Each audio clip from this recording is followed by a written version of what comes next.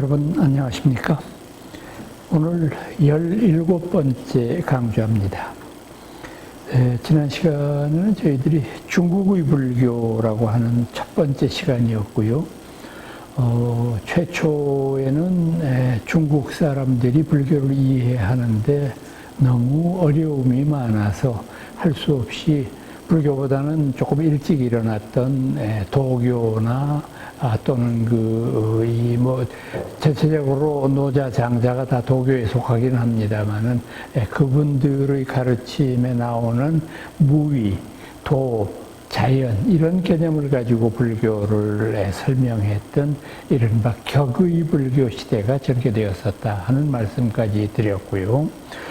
오늘부터는 여러분들께 종파불교의 전개라고 하는 주제로 말씀드리려고 합니다. 그러니까 종파불교라고 하는 것은 물론 이제 부처님 가르침이 다양하기 때문에 여러 부처님 가르침에 따라서 다른 종파가 생겨날 수밖에 없는 것은 자연스러운 현상인데, 다만 이제 여기서 여러분들이 인식하셔야 될 점은 뭐냐 하면 종파, 그러니까 각 교파끼리 서로 다툰다고 하는 것을 먼저 연상하시게 되는데 그렇지는 않아요. 왜 그러냐면은 이 한문 글자의 종자는 마루종자거든요. 이 종교할 때 쓰는 종자예요. 그 마루종자는 뜻이 뭐냐면 핵심이라는 뜻이에요.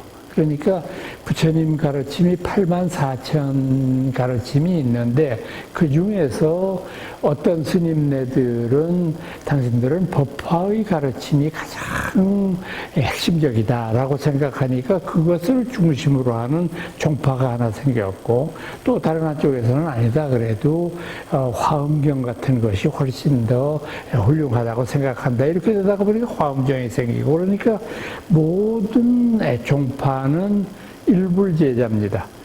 부처님의 제자예요. 부처님 한 분으로부터 파생된 것이기 때문에 서로 다투는 것이 종파불교의 특징이 아니라 오히려 어떤 의미로 보면은 백화난만이라는 말이 있지 않습니까? 우리 불교의 가르침이 100가지로 훨씬 더 자유분방하게 발전하는 계기가 된 거라고 생각을 합니다. 그래서 중국 불교를 우리가 종파불교라고 부르는 것은, 인도 불교는 여러분들 이미 저와 같이 공부하셨습니다만은 사실은 용수를 중심으로 하는 중관학파와 무착세친을 중심으로 하는 유식학파, 이 둘밖에 없었거든요. 그러다가 그 후대에 이르러서 밀교가 하나 나타났을 뿐인데, 이 중국 불교의 종파는 수십 가지가 이제 시대별로 명멸합니다. 어떤 때는 아주 큰 세력을 가졌다가 또 큰 스님이 돌아가시거나 하면은 다시 또 이것이 뒤로 후퇴하고, 이런 일들이 벌어져서 오늘 여러분들한테 가장 대표적인 중국 불교의 종파로 몇 가지를 우선 말씀드리고, 요 다음 18번째 강좌, 19번째 강좌에도 마찬가지입니다. 이 중국의 종파 불교를 말씀드리려고 합니다. 오늘 그 첫 번째 시간으로 여러분들께 삼론종이라고 하는 불교 종파를 말씀드리려고 합니다. 이 삼론종이라고 하는 것은 여기 보시는 대로 세 가지의 논설을 핵심으로 하는 종파다, 이렇게 되지 않습니까? 이 세 가지의 이제 논설이라고 하는 것은 뭐냐 하면은 중론, 백론,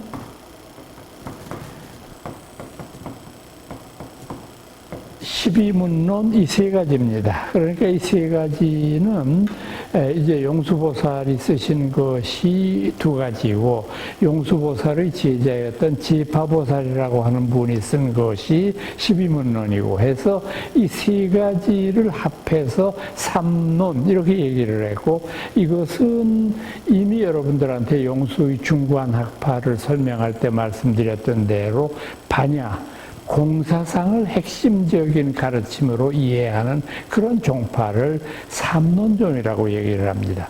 그리고 이 삼론종을 중국에서 크게 크게 번성시킨 인물은 누구냐 하면은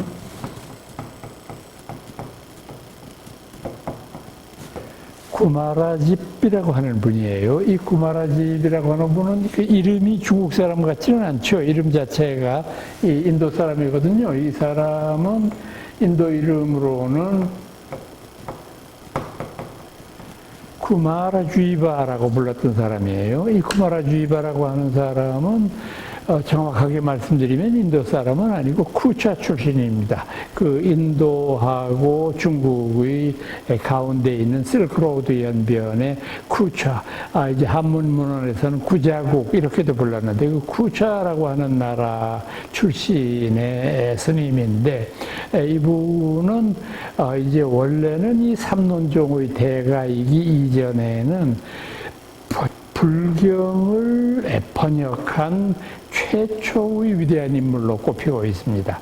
그러니까 불경은 여러분들 생각해 보면 다 아시다시피 인도말로 됐을 거 아니에요. 인도말에 산스크리트라든지 팔리어라든지 이걸로 돼 있었을 거 아니에요. 그거를 중국말로 옮기는 작업을 한 거죠. 그러니까 이것은 여러분들 뭐 요즘에도 우리가 이제 흔히 남의 나라 말을 우리 다 중학교나 고등학교 다닐 때도 열심히 배워보지 않습니까? 남의 말을. 근데 배워보는데 참 어려운 게 많아요. 남의 말을 배워봤을 때. 우선 뭐가 어려우냐 하면은 이 나라와 나라 사이의 문법 구조가 다르고 표현 방식이 다르기 때문에 우리가 쓰는 모국어를 외국말로 적확하게 번역하기가 참 어려워요. 어떤 경우에는 불가능하기도 하고요. 그러니까 이제 이런 어려움을 극복하고 인도말로 된 불경을 한문으로 번역하기가 얼마나 어려운 작업이었겠어요. 그래서 최초에는 조금 전에 말씀드렸던 이 구마라집 스님처럼 인도 사람으로서 중국으로 건너와서 중국말을 익히고 난 다음에 번역한 케이스가 이 구마라집의 경우였고, 그 다음에는 거꾸로 중국 사람이 인도에 가서 인도말을 배워가지고 그곳에서 가져온 불경을 번역한 경우, 이게 이제 대표적인 사람이 현장 같은 사람이 있죠. 그러니까 대당사역기를 쓰는 그분. 그래서 글쎄요, 뭐 어떤 것이 더 훌륭하고 좋은 건지는 잘 모르겠습니다. 중국 사람이 인도말을 배워서 공부하는 게 더 유리할지, 아니면 인도 사람이 중국말을 배워서 번역하는 게 유리할지, 그건 모르겠습니다만, 아무튼 이 쿠마라집이라고 하는 분은 인도 분으로서 중국말을 배워서 했던 것이고, 이분이 인도 사람이면서 중국말을 쉽게 배울 수 있었던 이유가 있어요. 그 이유는 뭐냐 하면, 제가 조금 전에 이분이 쿠차라고 하는 나라 출신이라고 그러지 않았습니까? 그리고 이 실크로드 연변에 있는 나라는 쿠차만 그런 게 아니라 다른 모든 나라들이요, 이곳을 오가는 무역상들이 머무는 곳 아니에요. 오아시스가 여기에서 한번 떠나면은 앞으로 다른 오아시스를 만날 때까지 한 달이 걸릴지 두 달이 걸릴지 100일이 걸릴지 알 수가 없잖아요. 그렇기 때문에 어떤 특정한 오아시스에 도착하게 되면 거기에서 물과 양식과 지도와 기타 모든 중요한 것들을 다 구비해가지고 다음 여행지로 떠나지 않겠습니까? 그리고 거기에서는 또 상인들이 왔다 갔다 하기 때문에 상인들이 가지고 있는 물건을 교역하는 일도 여기에서 생기지 않습니까? 그러니까 지금 현재 실크로드를 넘나들었던 상인들이 중국에서부터 가지고 유럽으로 건너갈 때 많이 유럽에 팔렸던 것은 뭐냐 하면은 차하고요. 그 다음에 비단이요. 포목 가운데에서도 비단을 이제 서양보다는 중국의 기술이 더 좋았던 것 같아요. 그러니까 이런 것들을 주로 중국에서는 수입을 해서 갖고, 그 다음에 서양에서는 이 중국 쪽으로 건너 들어온 것이 뭐가 있었느냐 하면은 제일 중요한 것은 의약품이 있었죠. 그러니까 물론 중국에서도 한약이라고 하는 것이 일찍부터 개발이 돼 있었습니다만은 서양의학에서 인간들의 병을 고치기 위한 그런 여러 가지 의약품들, 그 다음에 향신료나 조미료 같은 것들, 그러니까 향신료라고 하는 것은 이제 요즘 우리가 이야기하는 대로 화장품 같은 종류가 되는 것이고요. 그 다음에 이제 이 굉장히 이 조미료로 꼽히는 것은 그 옛날에는 후추가 그렇게 귀했어요. 후추라고 하는 것이 참 중국 사람들이 한번 먹어보니까 참 기가 막히거든요. 음식에 들어가는 것이. 그러니까 이런 것들 해서 교역을 하는데, 교역을 하기 위해서는 이 쿠처에 사는 사람들이 양쪽 나라 말을 다 배우지 않으면 안 돼요. 그렇지 않겠습니까?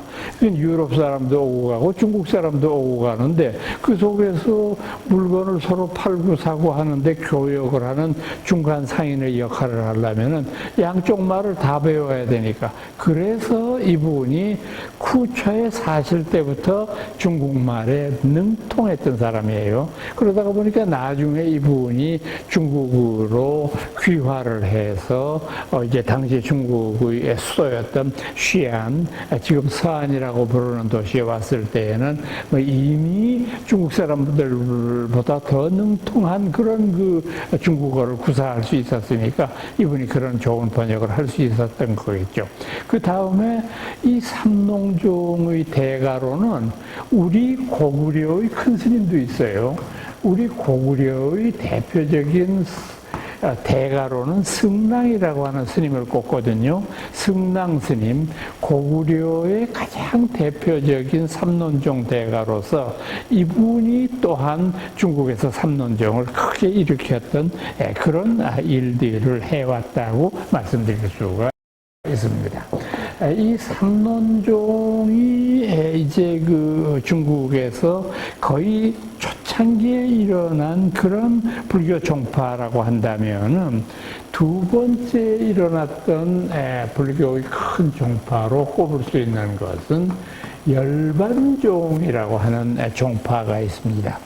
이 열반종이라고 부르는 종파는 여러분, 이제 이 열반이라고 하는 말은 사실은 니르바나라고 하는 인도말을 나는 대로 옮겨 쓴 것이거든요. 니르바나라고 하는 말을 그냥 나는 대로 열반 이렇게 쓴 것이 이제 열반이라고 하는 말인데, 이 열반이라고 하는 것은 부처님의 해탈, 그리고 부처님이 얻으신 최고의 경지를 열반이라고도 말하지만, 동시에 이 열반이라고 하는 말은 우리가 요즘도 쓰는 말 가운데 부처님께서 쿠시나가라에서 열반하셨다, 우리가 그렇게 얘기하잖아요.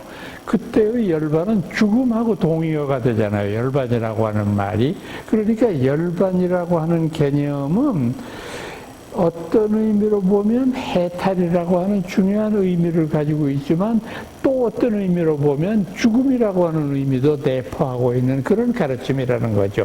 이것을 해설하고 이것을 우리들에게 일깨우기 위한 종파가 열반종이라고 부르는 종파인데, 이 열반종에 대한 말씀을 드리기에 앞서서 먼저 여러분들한테 꼭 말씀드려야 되는 점은 뭐냐 하면, 이 열반종이 생기면서부터 중국의 불교학자들은 부처님의 여러 말씀들을 시대별, 내용별로 구분하는 작업에 대한 공부를 시작했습니다.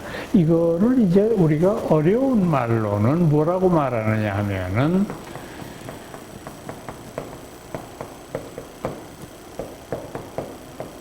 교상판석 이렇게 말하거든요.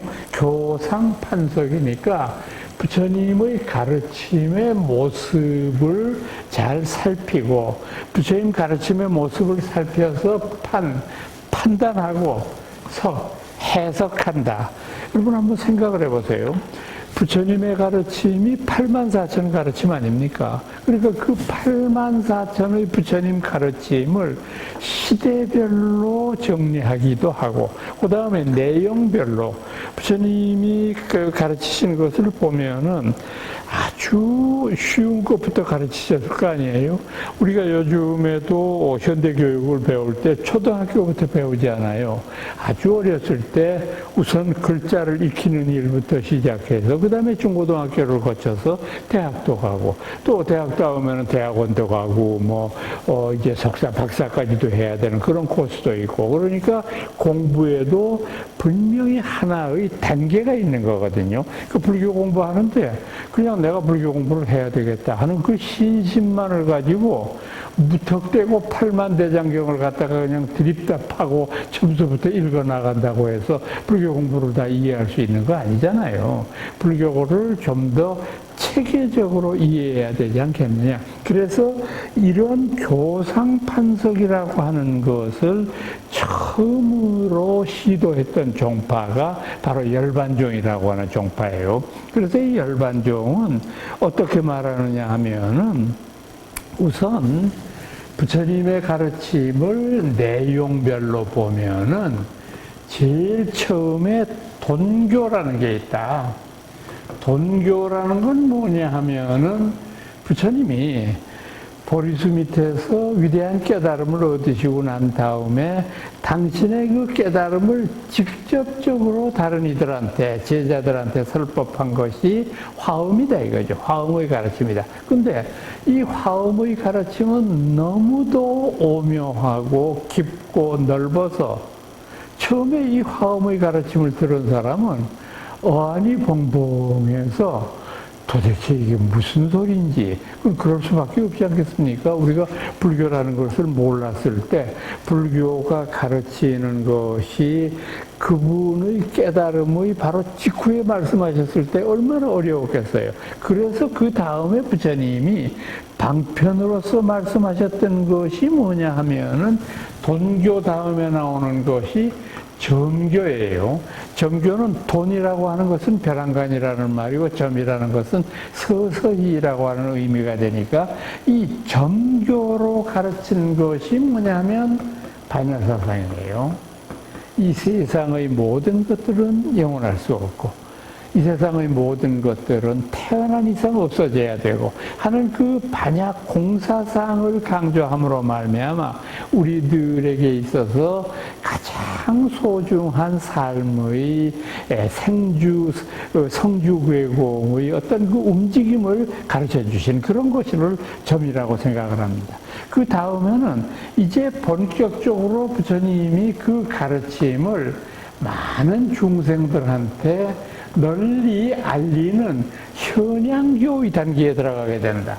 그 현양교의 가르침을 열반종에서는 뭐라고 생각했느냐 하면 법화의 가르침이라고 생각했어요.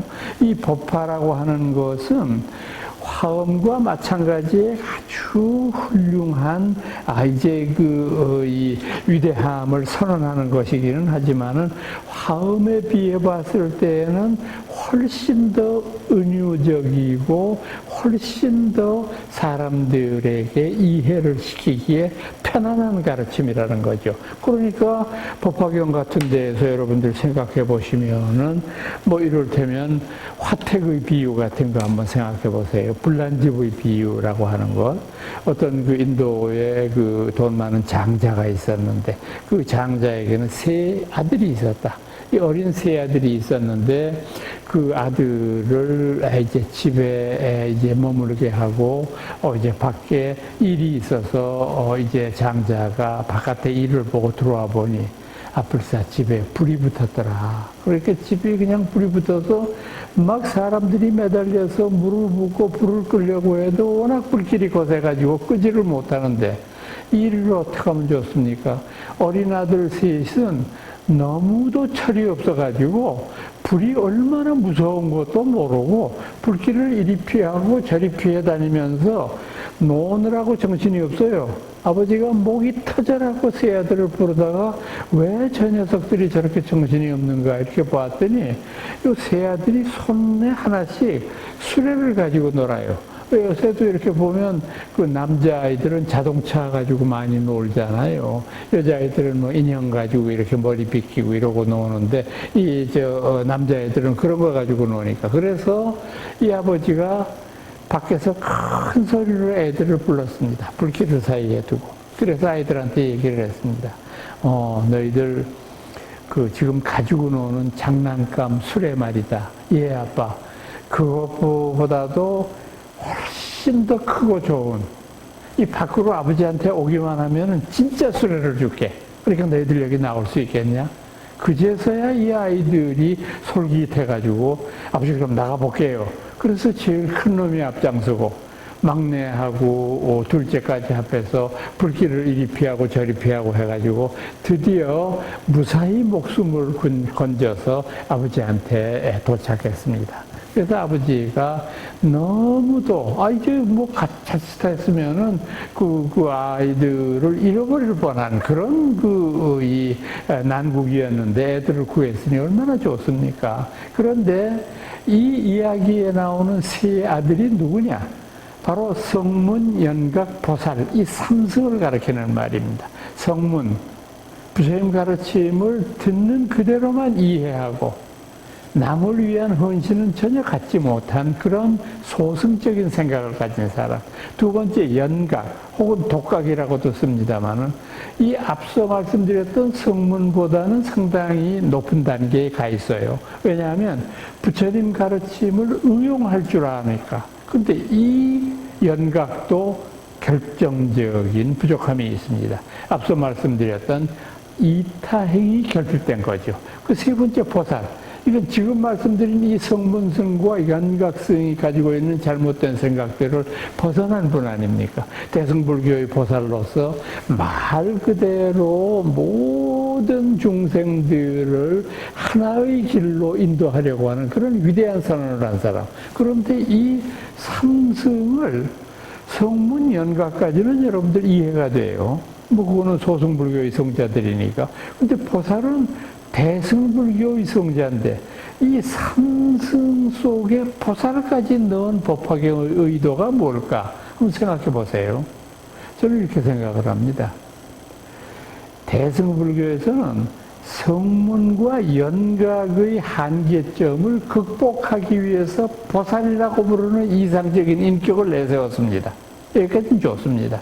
그런데 이 보살이 자기 스스로 생각하기를 자신은 성문이나 연각보다는 우월하다고 하는 자만심을 가진다면 이 보살도 비판의 대상이 되어야 된다는 겁니다. 보살이 비록 남을 위해 헌신하고 훌륭한 일을 많이 하는 참 좋은 이상적인 분이지만은 내가 성문 연각보다 낫다는 생각, 그 자만심을 가지면 안 된다는 거죠. 그러니까 법화경은 뭘 말씀하느냐 하면 성문 연각 보살이라고 부르는 삼승, 세 개의 수레가 일승, 법화라고 부르는 하나의 수레로 회양되어야 된다는 걸 말하는 거거든요. 참 이 법화의 가르침이 그래서 위대한 가르침이라고 얘기하는 건데 이것을 현양하는 단계로 들어가게 된다. 그러나 마지막으로는 이 세상의 모든 가르침들이 상주하는 데에 그쳐야 될 거 아니겠습니까?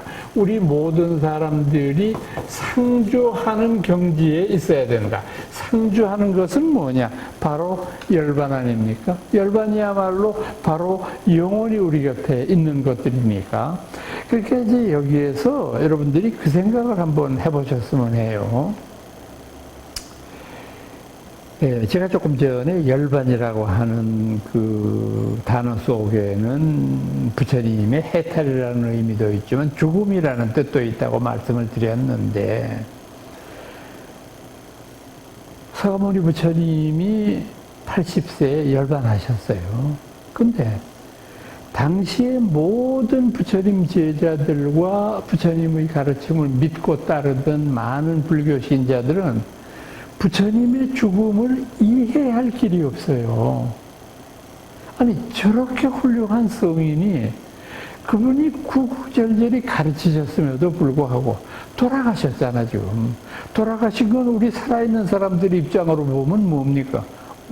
무잖아, 아무것도 없잖아요. 천하에 그 많은 돈을 가지고 있던 사람도 죽으니까 동전 한 입 못 가지고 가잖아요. 권력의 최정상에 있던 사람도 죽으니까 그만이에요.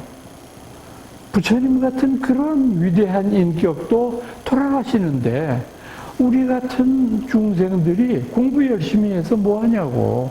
우리도 결국 죽을 거 아니에요. 이런 허무감에 휩싸이게 된 거예요. 여기에 덧붙여서 많은 외도들이 부처님의 죽음을 비난했어요. 뭐라고 비난했냐면 지금 말씀드린 그대로입니다. 부처님은 위대하다. 우리 다 이해해요. 부처님보다 더 위대한 분은 여태까지도 없었고 앞으로도 없다. 그때 부처님의 마지막은 뭐냐? 돌아가신 걸로 끝이잖아. 그럼 우리가 열심히 공부해봐야 우리도 부처님처럼 죽을 텐데 공부 열심히 해서 뭐 하겠나? 당신네들 불교도들은 믿어도 영 형편없는 종교를 믿고 있는 거야. 이렇게 비난을 하잖아요. 그러니까 이 문제에 대해서 이런 외도들의 질문에 대해서 우리 불교가 대답을 해야 돼요. 이게 아놀드 토인비가 얘기했던 그 유명한 The Response of Challenge, 도전의 응답이라고 하는 겁니다. 우리가 불교의 가르침은 끊임없이 2500년 동안 이 세계의 모든 외도들이 불교를 향해서 퍼부었던 의문들, 불교를 향한 비난의 화살, 이런 것들을 다 잠재우고 이런 것들을 다시 일어나지 못하게 한 게 우리 불교 아니었어요. 그러니까 이런 부처님의 죽음에 대한 오해를 풀어야 될 거 아니에요. 그래서 열반경이 등장한 거거든요. 그러니까 이 열반경, 대반열반경이라고 이야기를 하는데 열반경에서는 이렇게 설명을 합니다. 열반경, 우리 부처님은 돌아가신 것처럼 보이지만 돌아가신 게 아니야. 왜 안 돌아가셨느냐? 부처님은 우리들의 곁에 오셨다 가신 것은 육체의 몸을 빌렸다가 왔다 가신 거예요. 그러니까 부처님의 인격도 부모님으로부터 물려받은 그런 물리적인 육체였기 때문에 그게 없어지는 거는 당연한 일이야. 그런데 그분이 우리 곁에 영원히 계신 까닭은 뭐냐 하면 그분은 육체로서 우리 곁에 오신 것이 아니라 깨달음으로서 오셨잖아요. 그분의 깨달음은 어디에 있느냐? 여러분들과 저의 가슴 속에 있어요. 2500년 후에. 앞으로 2500년 후에도 마찬가지예요. 그분은 가셨지만 가신 게 아니에요. 이것을, 이 열반이라고 하는 상주를, 이것을 열반경에서는 뭐라고 말씀하셨느냐 하면 이건 법신이다. 이게 법신. 부처님의 인격이라고 하는 것은 육체로서 평가되어야 될 대상이 아니라 영원한 진리의 본성 자체로 해석돼야 된다. 그러니까 부처님은 가신 게 아니죠. 여러분 이제 이해가 되시죠? 이제 왜 우리는 부처님이 돌아가셨지만 돌아가시지 않은 것이라고 하는 것을 이해할 수 있느냐라고 하는 것을 분명히 이번 시간에 여러분들이 깨달으셨을 거예요. 그러니까 법신으로서 오신, 열반으로서 오셨던 그 부처님의 가르침을 믿고 깨달음으로써 우리들 스스로도 죽은 것은 육체가 사라지는 것이지 깨달음이 사라지는 건 아니니까 이건 우리가 영원히 부처님의 지혜를 간직하고 있는 것이나 마찬가지다 라고 생각을 했던 거죠. 바로 이제 이것이 이른바 부처님께서 말씀하셨던 교상판설에 있어서 열반종이 추구하려고 했던 그런 교상판석의 모습이었다고 생각할 수 있습니다. 자, 이것이 열반종이라고 한다면은 세 번째로는 저희들이 섭론종을 들 수 있어요. 섭론종.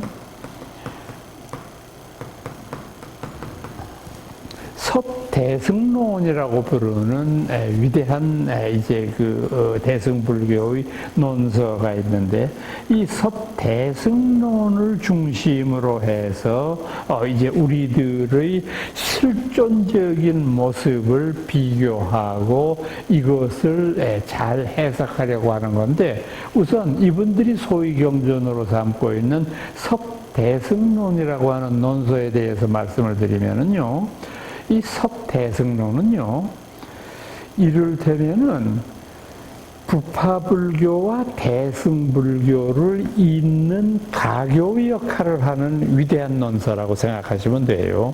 그러니까 섭대승론의 많은 부분들을 보면 부파불교의 논서 가운데 구사론이라고 부르는 가르침을 많이 인식을 하고 그걸 그대로 원용하는 경우들이 많이 있어요. 그러면서도 이 부파불교에서부터 한 걸음 더 나아가서 대승이 가르치려고 하는 위대한 선언에 이르는 그런 방편을 설명하고 있어요.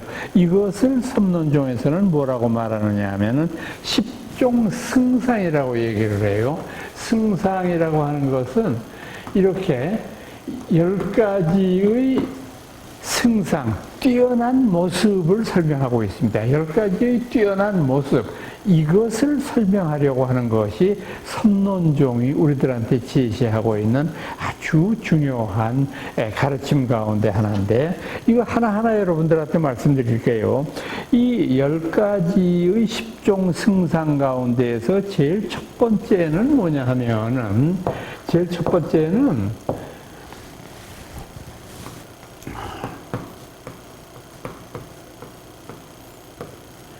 아라야식이에요. 이 아라야식이라고 하는 것은 제가 여러분들한테 유식불교 때 말씀을 드렸어요. 유식불교에서는 제일 먼저 설명되는 것이 뭐냐면 인간의 의식 세계를 8가지로 나누어서 해석을 하는데, 이 8가지 중에 제일 척후병으로 나와 있는 것을 전오식이라고 부른다고 그랬죠.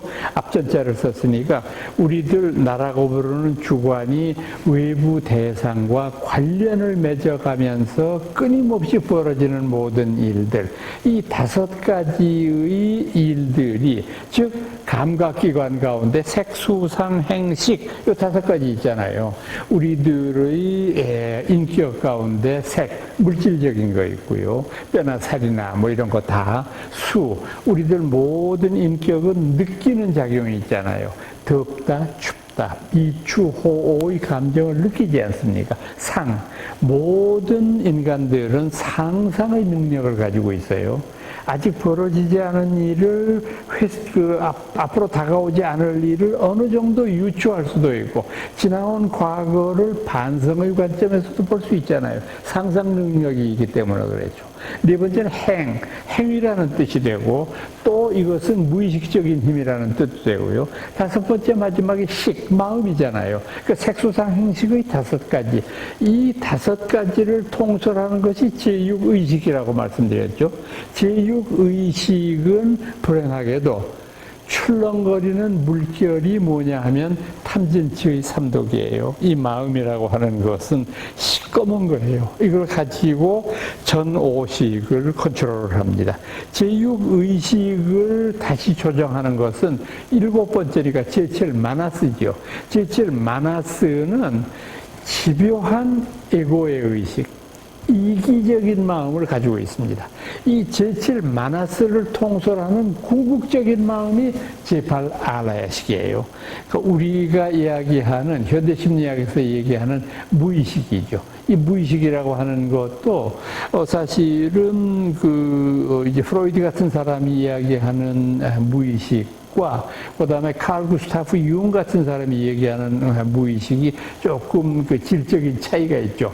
그 무의식이라고 하는 것을 구스타프 융 같은 사람은 어떻게 보느냐 하면은, 우리들이 어떤 의미로 보면은 전생부터 이어왔던 수많은 닭업을 두고 살아왔던 모든 생애의 경험마저도 전부 축적한 무한한 가능성의 바다다. 이렇게 얘기하니까 유흥 같은 사람은 상당히 불교적인 사고에 접근해 있는 분이라고 볼 수 있죠. 그러니까 이런 아주 중요한 알라야식에 대한 것을 우리가 인식해야 된다.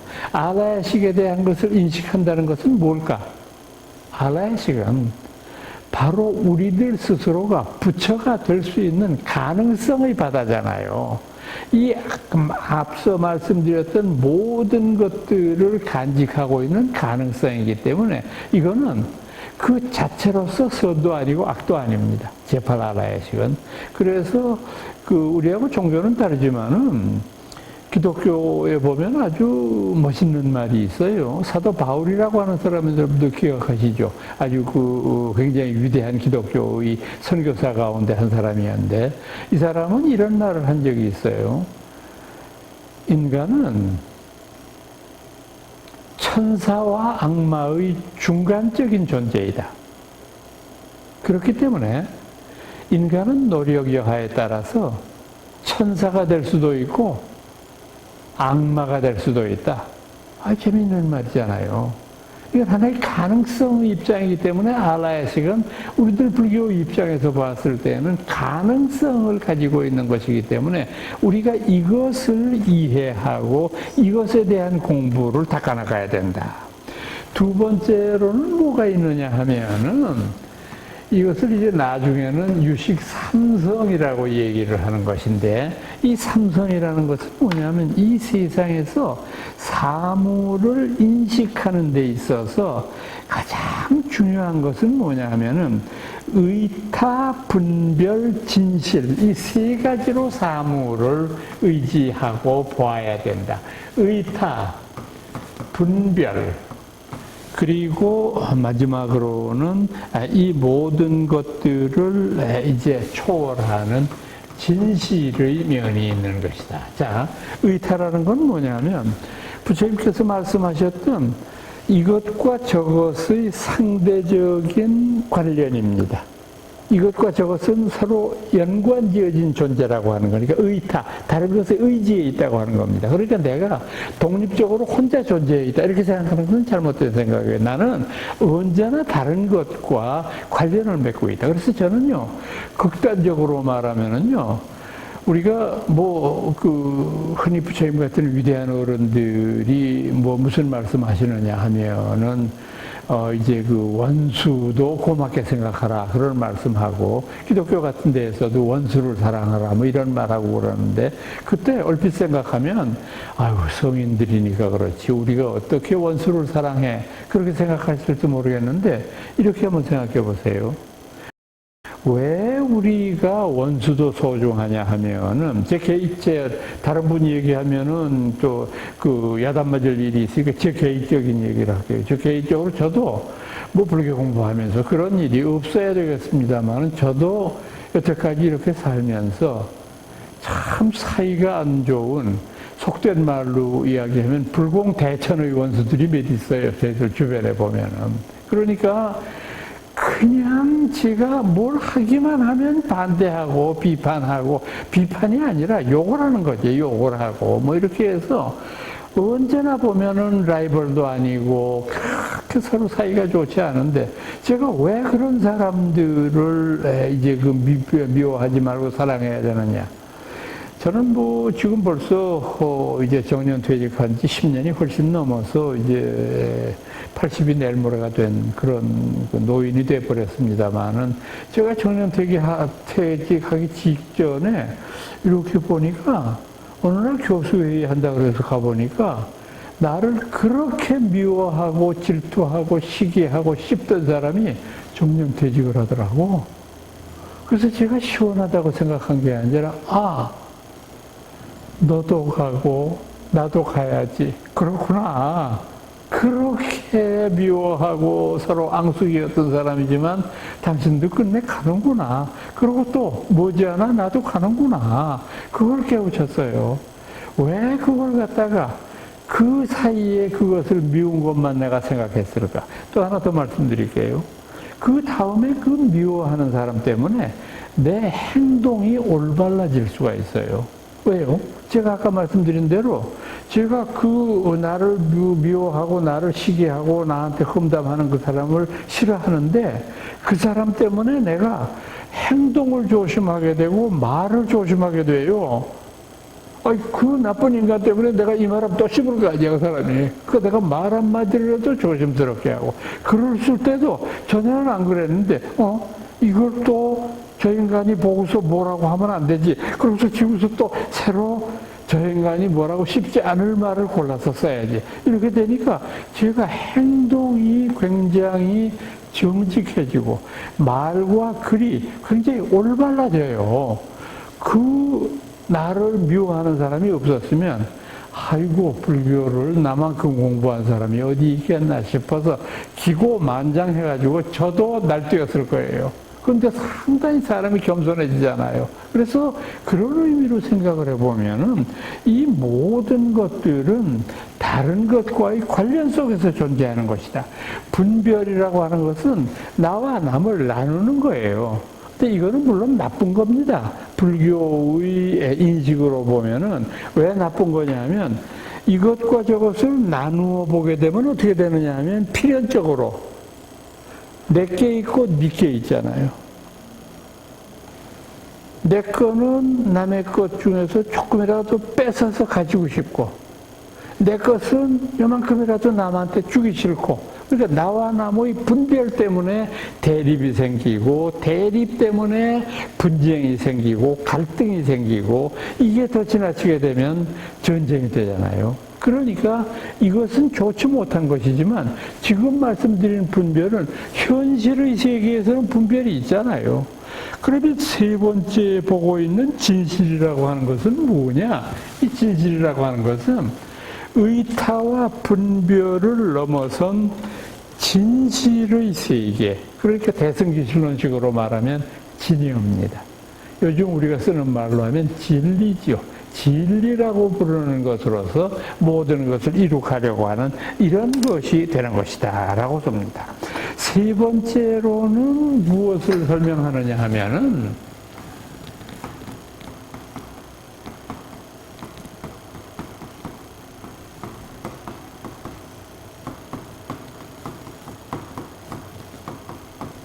제가 간혹 여러분들한테 인용해드리는 화엄의 위대한 법어 가운데 하나인 일체유심조. 그러니까 만법유식. 이 세상에 존재하는 모든 것들은 다 마음에 의해서 움직여지는 것이다. 그렇기 때문에 이걸 일체유심조. 모든 것은 마음에 따라서. 여러분들도 한번 생각을 해보세요. 마음에 따라서 뭐가 움직여진다고 하는 것을 마음이 뭘 만들어냈다, 마음이 뭘 없앴다 이렇게 생각하시지 말고 똑같은 하나의 사고, 하나의 사건, 하나의 일이지만 내가 마음먹기에 따라서 그 일이 수월할 수도 있고 그 일이 어려울 수도 있어요. 여러분들 일상적으로 아침에 일어나서 오늘 참 여러 가지 면에서 상당히 유쾌하고 상쾌한 하루가 될 수도 있고 또 괜히 마음속으로 내 스스로 만든 그 우울한 감정 때문에 오늘 하루를 아주 엉망진창으로 만들어버릴 수도 있잖아요. 서 있는 나무나 나를 대하는 대상으로서 다른 사람은 달라진 게 없어요. 그저 평소같이 얘기하는데 저는 제가 나쁜 마음을 먹고 상대의 마음을 듣다가 보니까 저게 나를 비웃는 것 같기도 하고 나를 무시하는 것 같기도 하고 사실은 안 그럴 수도 있어요. 제가 자격지심 그 상대방을 보니까 그런 거거든요. 근데 내가 이 편견을 드러내놓고 있는 그대로 그 사람의 말을 받아들이게 되면 그 사람이 나하고 무슨 이해관계도 없는데 나를 틀림없이 미워하고 그럴 일 없는 거거든요. 일체유심적이기 때문에 이 세상의 모든 것들을 만법유식이라고 보는 그런 사고방식을 말하는 것입니다. 네 번째의 경우는 여러분들 다 잘 아시는 육바라밀입니다. 우리가 육바라밀이라고 하는 것은 우리 대승불교에서 언제나 강조하는 것 아닙니까? 보시, 지계, 인욕, 정진, 선정, 지혜 이 6가지의 바라밀 바라밀이라고 하는 것은 보살이 실천해야 할 6가지의 가장 중요한 실천 덕목이거든요. 자, 여러분들 보세요. 보시, 베풀어라. 무조건 우리 불자들은 베푸는 사람이어야 해요. 혹시 여러분들 중에 나는 베풀 게 없는 가난한 사람인데, 물론 그럴 수도 있습니다. 참 힘들게 사는데 남한테 베풀 게 어디 있느냐. 근데 한번 돌이켜 생각을 해 보십시오. 꼭 물건만 베풀어야 베푸는 게 아니지 않습니까? 아무런 이해관계 없이 지나치고 마주치는 사람들한테도 그저 따뜻한 미소로 대할 수도 있는 거고, 또 사무실이나 집에서 잘못 걸려온 전화도 받을 수 있잖아요. 근데 퉁명스럽게 받지 않고 친절하게 받을 수도 있잖아요. 또 이렇게 드나드는 사람들도 불쾌하지 않게 대할 수 있는데, 내가 기분 나쁘다고 해서 그 사람을 그냥 이렇게 몰아쳐버리면은 이건 업을 짓는 일이잖아요. 그 보시는 뭘 베푸는 게 제일 행복하고 좋은 일이지만, 어떤 경우든지 남을 위해서 헌신하는 것은 다 보시잖아요. 그래서 제시, 법시, 무예시 이렇게 셋을 말하잖아요. 제시, 재물을 베푸는 거. 법시, 법, 부처님의 진리를 베푸는 거. 무예시, 두려움 없는 삶을 누리도록 하는 거. 두려움 없는 삶. 이게 무슨 소린가? 부처님 제자 중에 어떤 사람이 참 짓궂은 사람이 많아요. 부처님한테 여쭤봤어요. 부처님 베풀라는 말씀 참 고맙게 간직하고 언제나 베풀려고 노력을 하는데, 어떤 경우에는요, 부처님, 나보다 훨씬 많은 걸 가지고 있는 사람이 나보고 좀 달라고 그래요. 이럴 때도 베풀어야 됩니까? 이게 말이 안 되지 않습니까? 내가 출가한 사람이 뭘 가진 게 있습니까? 근데 저는 모든 걸 가지고 있으면서도 나보고 조금만 좀 스님 베풀어 달라고 그러니, 이럴 때는 베풀까요? 아니면 그냥 주먹을 한 대 내질러 버릴까요? 그때 부처님이 이렇게 말씀하셨어요. 더 많은 걸 가지고서도 또 달라고 요구하는 것은 그 사람의 마음속에 두려움이 있기 때문이다. 즉, 내가 이만큼 가지고 있는데 이거를 지금부터라도 지키지 않으면 내가 이걸 다 잊어버리게 된다, 잃어버리게 된다, 이런 생각을 가지기 때문에 두려워서 그런다. 그러니까 그 사람의 그 두려운 마음을 없애주기 위해서는 어떻게 해야 되느냐? 아무것도 안 가진 내가 보시함으로 말미암아 그 사람을 스스로 부끄럽게 만들어야 된다. 그것이 바로 무예시다. 납득이 가잖아요. 그러니까 이것을 보시의 정신이라고 합니다. 지계, 오계입니다. 우리 불교에서 말하는 거, 불살생, 불투도, 불사음, 불망어, 불고주, 이렇게 해서 5가지의 계명을 지키는 것을 얘기하고요. 인욕은 참고 용서한다는 거 아니에요. 참고 용서한다. 참 어떤 경우나 다 마찬가지지만은 인욕보다 더한 그런 그 수행의 마음은 없으리라고 생각합니다. 인욕할 때 쓰는 그 인자, 참을 인자 한번 생각해 보세요. 위에 있는 게 칼도자잖아요. 칼도자. 밑에 있는 게 마음심자잖아요. 그러니까 한번 생각해 보세요. 칼을 마음으로 에워싸니까 얼마나 아프겠어요. 마음이 부드럽고 연한 것일 텐데, 그게 칼을 에워싸면서 그 모든 고통을 참는 게 참을 인자 아니에요. 그러니까 인욕은 참고 용서하는 것이 되겠죠. 정진, 쉼 없는 노력입니다. 쉼 없이 노력해야 됩니다. 정진을 하지 않으면 어떤 천재라도 대도를 이룰 수가 없어요. 성불할 수 없고요. 천재와 바보는 백전장 차이라는 말도 있잖아요.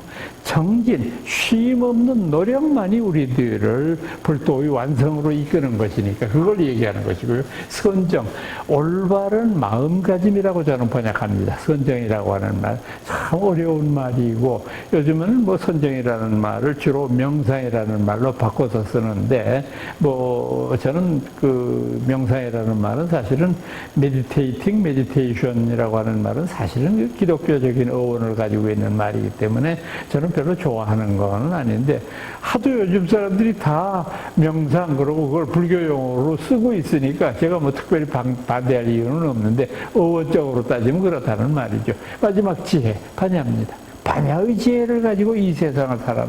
그러니까 육바람일이야말로 우리들을 모든 것으로부터 해탈시킬 수 있는 중요한 것이 된다. 다섯 번째는 뭐냐 하면은 십지라고 하는 겁니다.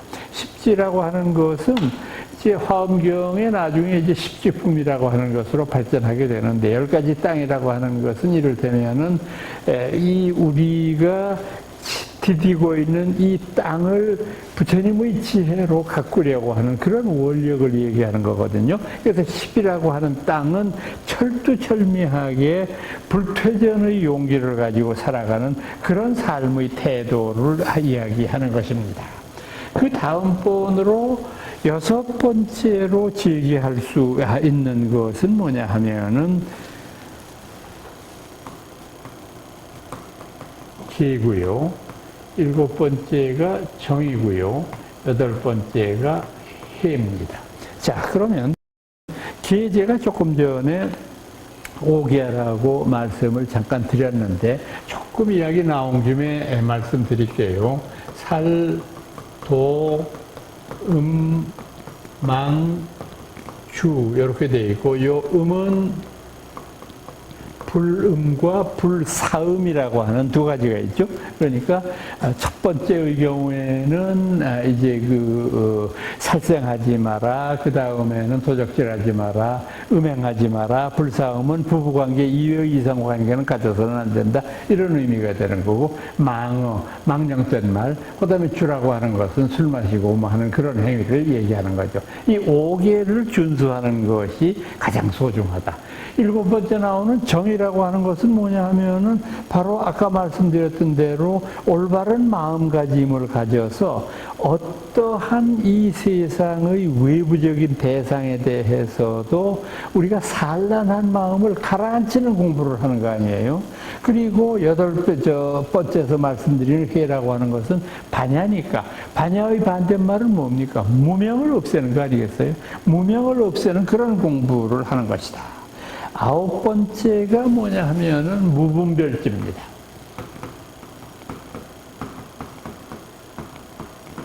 참 좋은 말입니다. 무분별지. 앞서 제가 분별이라고 하는 것이 나와 남을 편가름으로 말미암아 대립이 생긴다는 말씀을 드렸는데, 앞에 무자가 들어있으니까 무분별, 분별하지 아니하는 것. 그러니까 이 세상의 모든 차별과 대립을 극복하는 그런 위대한 가르침을 시행해야 된다.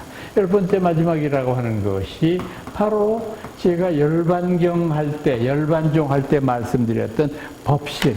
법신이야말로 우리가 추구해야 될 가장 중요한 최후의 가르침이다, 이렇게 말씀하는 거죠. 그렇게 해서 법신을 통해서 이 모든 우리들의 깨달음을 완수해야 된다라고 하는 선언을 하게 되는 것이죠. 이 십종 승상이라고 하는 것은 여러분들 지금 들으신 대로 섬론종에서만 해당되는 것이 아니라 대승불교의 모든 실천 원리에서 가장 아름다운 10가지의 수행 방법 아니겠습니까? 그것을 섬론종에서는 설명하고 있습니다. 오늘 시간에는 여러분들께 삼론종, 열반종, 섬론종 이 세 개의 종파에 대해서만 말씀드렸습니다. 여러분 안녕히 계십시오.